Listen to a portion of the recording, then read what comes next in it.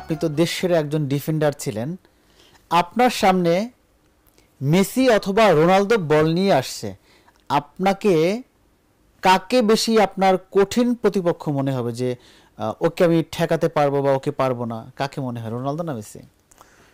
আসলে এটা তো ধরুন খেলার সিচুয়েশনের উপরে অনেক নির্ভর করে। এখন মেসি রোনাল্ডো এক বল তো একটা, দুজনে মিলে তো আর এক বলে আসতে পারবে না। আলাদা আলাদা ম্যাচে যখন আমরা আলাদা আলাদা ম্যাচ ফেস করতাম, সাচেস যদি আবাহনীকে ফেস করি, তখন আমার দায়িত্ব থাকতো যে আসলামকে ইয়ে করার।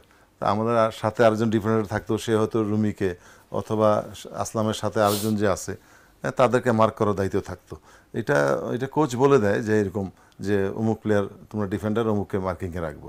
তো যেহেতু আসলাম ভাই একটু টল ছিল, ওর দায়িত্ব ছিল আমার যাতে সে গোল দিতে না পারে। এদিকে লেফট উইঙ্গার থাকতো হয়তো চুন্নু ভাই দায়িত্বে থাকতো রাইট উইঙ্গে যে খেলে, মানে আমাদের ফেস হইতো এরকম।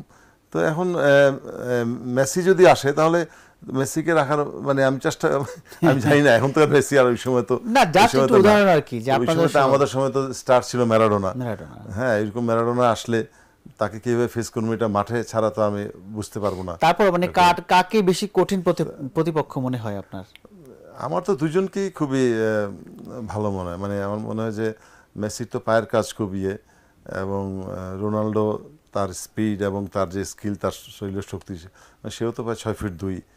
হ্যাঁ, তো তার হেড সব কিছুই দুজনের মানে আমি তুলনা করা তো মুশকিল। তো আমার মনে হয় দুজনই সমান মাপের প্লেয়ার এরা।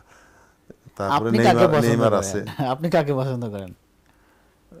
আমি না, এইভাবে বলা মুশকিল, তবে আমি নিজে ব্রাজিল সাপোর্টার।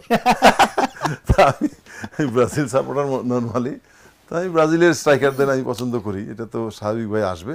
তবে ডেফিনেটলি বলবো যে Messi is a good player. ওইরকম প্লেয়ার মানে হয়তো কয়েক জেনারেশনে এরকম পাওয়া যায় না। এই যে ম্যারাডোনার পরে আমি বলবো যে মেসির উত্থান। ম্যারাডোনা একরকম একটা কোয়ালিটি প্লেয়ার। ম্যারাডোনার গোল এখনও আমার চোখে ভাসে, যে ইংল্যান্ডের এগেনস্টে যে 6-7 জনকে কাটিয়ে সে যে গোলটা দিছিল, এই গোলের কথা এখনও আমার মনে আছে যে এরকম। তারপরে কিছু কিছু খেলা তো আমার সরাসরি স্টেডিয়ামে গেল খেলা দেখার সুযোগ হয়েছে। 2002 বিশ্বকাপ যে আমি দেখেছি জাপানে, যেটা খেলা হয়েছে সেটা সরাসরি দেখেছি। সেখানে আরও অনেক বিশ্বকাপ খেলা দেখেছি। তো এই যে মানে সামনাসামনি খেলা দেখার যে কতটুকু আনন্দ সেটা আমি জানি। কিন্তু একটা প্লেয়ারকে রুখে দেওয়া, এটা একটা ডিফেন্সের মানে ডিফেন্সের উপর নির্ভর করে যে সেই স্ট্রাইকারটা মানে কি করতে যাচ্ছে কোন পজিশনে। সে কি এখন ড্রিবল করে আমাকে ঢুকে যাবে, নাকি এখান থেকে শ্যুট করবে, নাকি হেড করবে, সেটা খেলার সিচুয়েশনে বোঝা যাবে, কিন্তু বলা মুশকিল। দুজনই ডেঞ্জার প্লেয়ার, দুজন ডেঞ্জার প্লেয়ার। আপনি নেইমার বলেন, সেও ডেঞ্জার প্লেয়ার। তারপরে অনেক আছে ডেঞ্জার প্লেয়ার, তো অনেকই। এইবার এই যে বিশ্বকাপে ফ্রান্সের, হ্যাঁ, এমবাপে আছে, লুকাকু ছিল, এরা definitely they are very dangerous player.